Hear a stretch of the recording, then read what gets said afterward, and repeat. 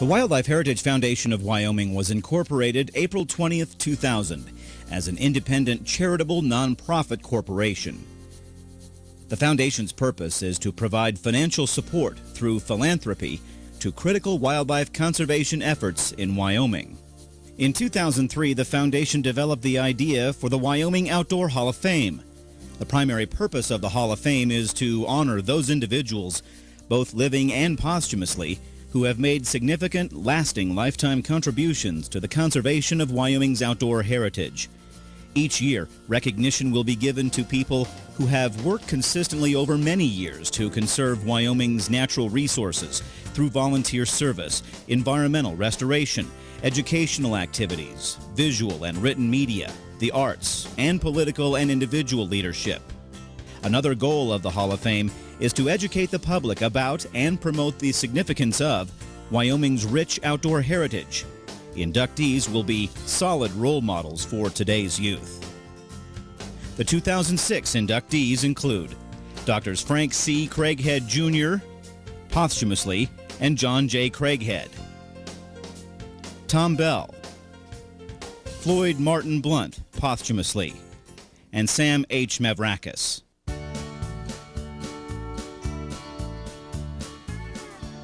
For the great outdoors to be a true asset, people have to get out into it.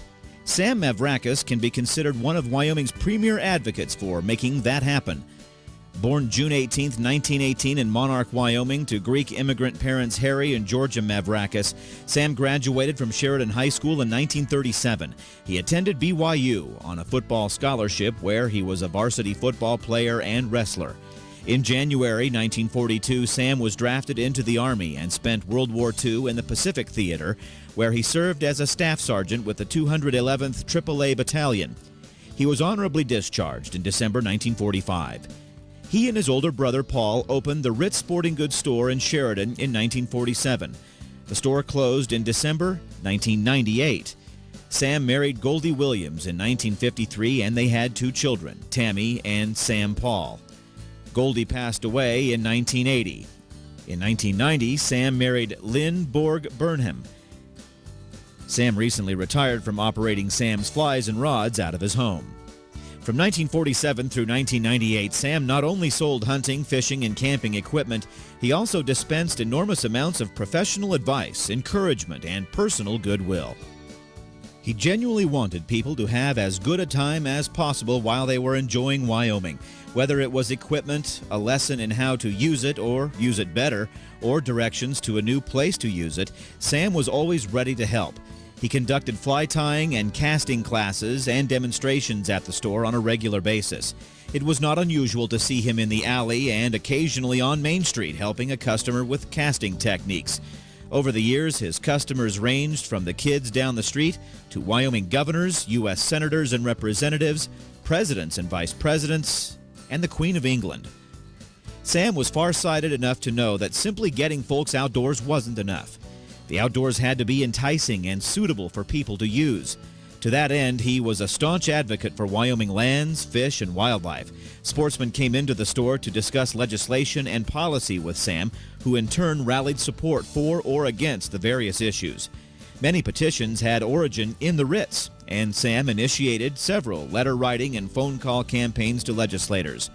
An all-around advocate for wildlife in the state, Sam was active for years in organizations that supported big game, small game, and fish.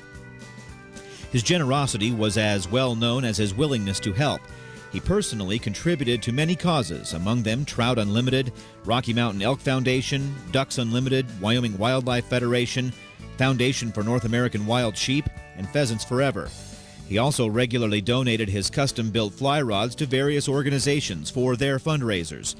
On a more personal level, local kids who came into the Ritz with broken hunting or fishing equipment always left with more than they brought in and were seldom charged. This was not just a goodwill gesture on Sam's part. He was building the next generation of hunters and anglers.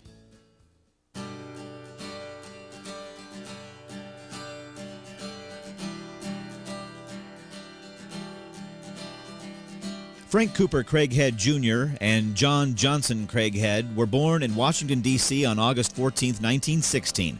Their parents were Dr. Frank C. Craighead Sr. and Carolyn Johnson Craighead.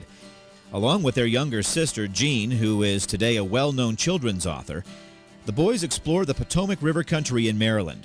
As youths, they developed a keen fascination with falconry, helping to pioneer the sport in the United States and honing what would become their lifelong interest in wildlife conservation. In the summer of 1934, just after high school, Frank and John drove west in a 1928 Chevrolet with several of their friends, photographing and capturing hawks and falcons. They drove on dirt roads all the way, pulling over a night to camp. During this trip, they first saw Jackson Hole, and they visited with world-renowned naturalists Olaus and Marty Murie. The spectacular beauty of Wyoming remained with them through subsequent travels, and they promised themselves they would return someday to live near the Tetons. Parts of this trip were described in their first magazine article, Adventures with Birds of Prey, penned for National Geographic magazine in 1937. Frank and John graduated with degrees in science in 1939 from Pennsylvania State University, where they both excelled on the wrestling team. They both went on to the University of Michigan for MS degrees in ecology and wildlife management in 1940. That same year, an Indian prince named K.S. Bappa Dharmaku Marsinji read their falconry article in the National Geographic magazine and invited them to visit him in India. The National Geographic Society paid Frank's and John's expenses and supplied them with cameras and film. They soon sailed to India on a passenger liner for a 9-month stay with Bappa. They wrote another National Geographic article and made a film about the visit, both titled Life with an Indian Prince. These were the last days of the rules of Maharajas in India and the last days of Indian falconry on a grand scale. With the outbreak of World War II, the brothers organized and conducted an outdoor living course for training military pre-inductees. Although they intended to sign on with the Army's 10th Mountain Division, Frank and John were actually commissioned as lieutenants in the U.S. Naval Reserve Aviation Training Program and stationed in Pensacola, Florida. The Navy had taken keen interest in the brothers' outdoor skills course at the university, and as naval officers, they were thus tasked with the unique assignment of pioneering survival techniques for military aviators and other personnel in the South Pacific. One outcome of this service was publication of their oft-reprinted Navy manual, How to Survive on Land and Sea. While on a short military leave, Frank took a train to Illinois and married Esther Stevens. After their wartime service, the brothers returned to Jackson Hole, where they bought 14 acres of land from John Moulton on Antelope Flats, near Moose. They also completed their studies at the University of Michigan. John Craighead married Margaret Smith. Frank and John went their separate ways in the early 1950s when John accepted a permanent position with the University of Montana. John spent most of his subsequent career at the University of Montana, serving for many years as the leader of the Cooperative Wildlife Research Unit there. Similarly, Frank served in several federal and academic positions, and in 1955 formed the nonprofit Outdoor Recreation Institute. In 1959, Frank and John's careers merged again. At the request of Yellowstone National Park, they began a 12-year study of grizzly bears. During the years of the grizzly bear study, Frank and John found time to publish a Peterson Field Guide on wildflowers, write 4 articles for National Geographic magazine, make 2 highly popular National Geographic television specials, Grizzly and Wild Rivers, and produce 4 lecture films. One of their greatest contributions to the grizzly bear study and to the science of wildlife ecology was their leadership in developing and using radio transmitters. If there is one recurring theme in the lives of these remarkable individuals, it is the fact that these brothers repeatedly pioneered so many frontiers. From falconry to wildlife cinematography and immobilization, radio and satellite telemetry, and large-scale satellite mapping of habitats. Perpetuating their legacy, many of the Craigheads' students, co-researchers, and children went on to pioneer their own new frontiers in science with other wildlife species, including mountain lions, wolverines, Arctic grizzlies, Alaskan brown bears, and peregrine falcons.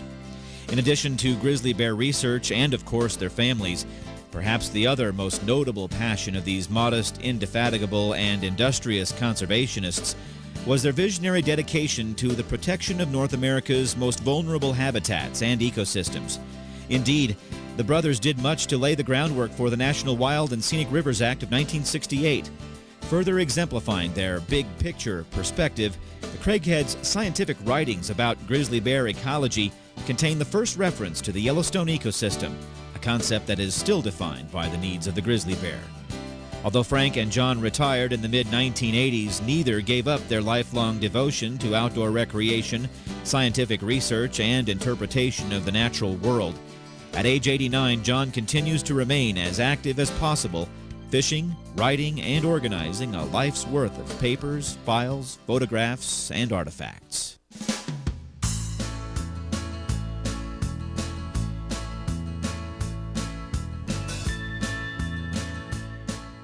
Tom Bell has dedicated his life to the conservation of wildlife and wild lands. His induction into the Wyoming Outdoor Hall of Fame recognizes a full lifetime of achievement. Tom was raised on a small ranch near Lander and attended one-room schools through the 8th grade. He graduated from Fremont County High School in 1941, where he was president of the student body. With the outbreak of World War II, he enlisted in the U.S. Army Air Force and subsequently lost his right eye to German flak while flying combat missions from Italy. At age 20, he was a first lieutenant with a Silver Star, Purple Heart, and the Air Medal with 3 oak leaf clusters. Following the war, Tom would return to the University of Wyoming, earning both bachelor's and master's degrees in zoology. He also received the first Ava Nelson Fellowship in botany. Tom taught junior high science in Lander and also worked for the Wyoming Game and Fish Department as a biologist and habitat manager. Elected president of the Wyoming Wildlife Federation in 1965, he was instrumental in revealing thousands of miles of illegal fences on public lands. He also founded the Wyoming Outdoor Council in an effort to foster cooperation between outdoor interests. Tom Bell founded High Country News in 1970, feeling the public needed to be educated as to what was happening to our land, water, air, and wildlife. The paper is still in existence, with a circulation of over 20,000. In recognition of his many achievements, Tom Bell received the National Wildlife Federation's J.N. Ding Darling Conservationist of the Year Award in 2001.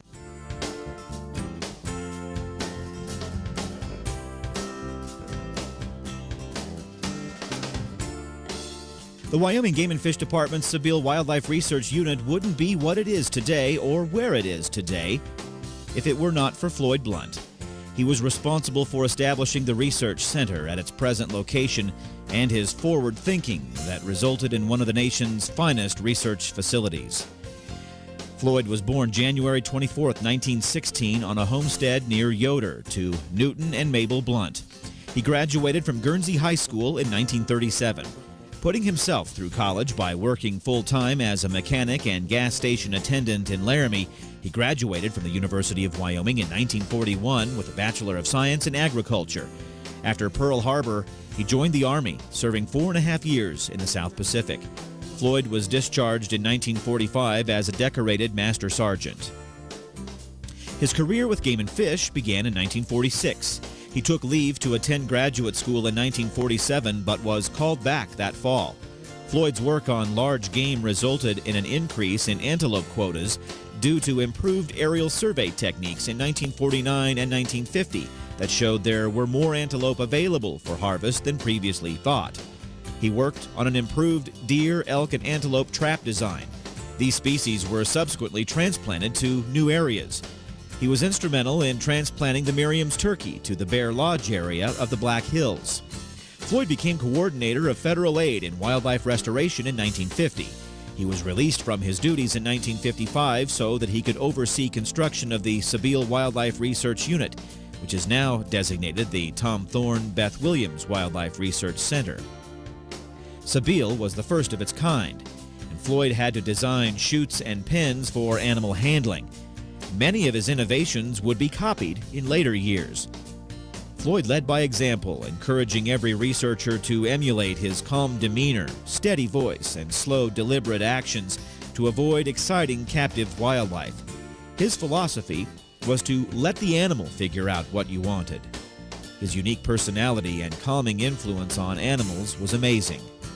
When asked about that ability, Floyd said you had to develop simpatico, or mutual interactions, and understanding that allowed you to gain their confidence. His relationship with animals evokes Rudyard Kipling's description of King Solomon's mythical ability to communicate with beasts and birds. There was never a king like Solomon, not since the world began, yet Solomon talked to a butterfly as a man would talk to a man.